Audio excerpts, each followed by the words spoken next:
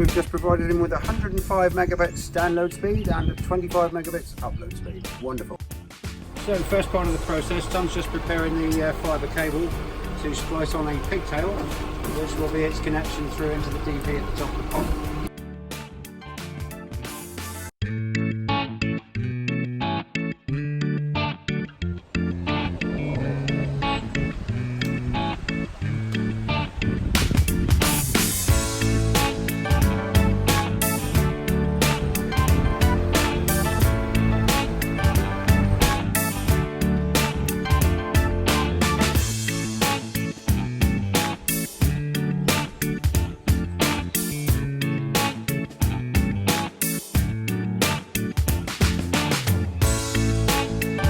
We've just had our Airband installed and we're very happy. Our internet speed now is considerably faster than we've had in the past.